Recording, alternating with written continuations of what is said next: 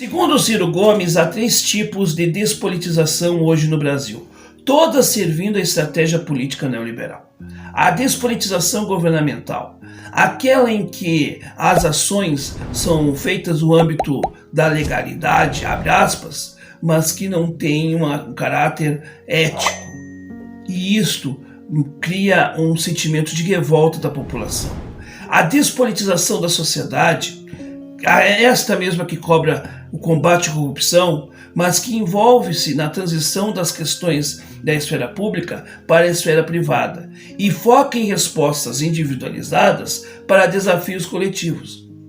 Ou seja, ele cria uma solução mágica dele mesmo. A despolitização discursiva, aquela em que o papel da linguagem e das ideias para despolitizar certas questões e por meio disso definimos-las como mais do que elementos do destino, ou seja, o combate à corrupção e o desenvolvimentismo não podem ser separados. Na boca do Ciro não tem tom moralista como alguns querem. Vejam isso que Ciro Gomes diz em seu livro O Dever da Esperança. Para chegar ao executivo, o PT transformou o seu discurso de esquerda no moralismo udenista.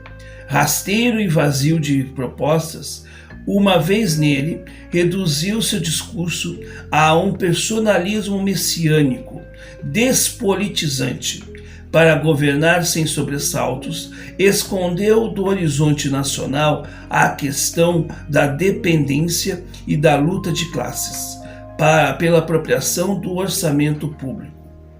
Ou seja, em outras palavras, o PT falava tanto em combate à corrupção, mas acabou aderindo a ele, com a máxima de que é preciso ceder para avançar.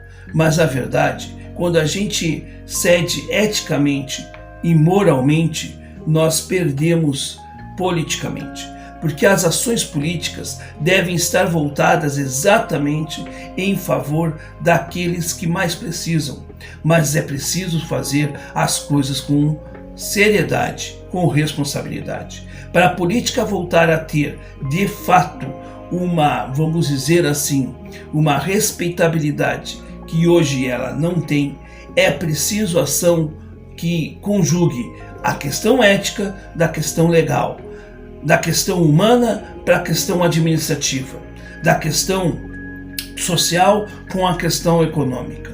Se a gente não pensar as coisas desta maneira, se a gente continuar achando que isto aqui é simplesmente um compêndio de soluções mágicas, ou quem sabe um compêndio que fale contra o identitarismo somente, sem ver que isto aqui também envolve questões humanas, se a gente não fizer esta análise mais aprofundada, eu vou dizer mais uma vez, este livro, que muitos chamam de PND na prática, vira, na verdade, mais uma obra teórica de um Brasil que não vai acontecer.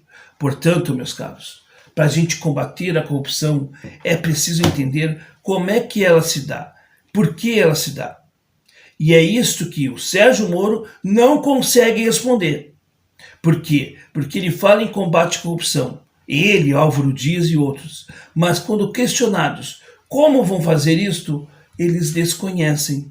Eles desconhecem a história política do Brasil.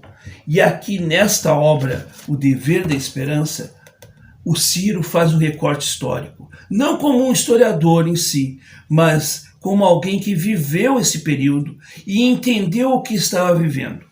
Portanto, meus caros, para a gente combater a corrupção, é preciso um plano estratégico.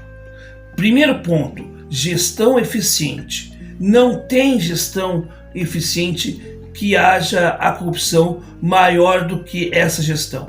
Segundo, precisamos notificar leis que combatam de fato a corrupção. Mas a gente não pode fazer do combate à corrupção um espetáculo pirotécnico, que aliás esse termo eu concordo com Lula.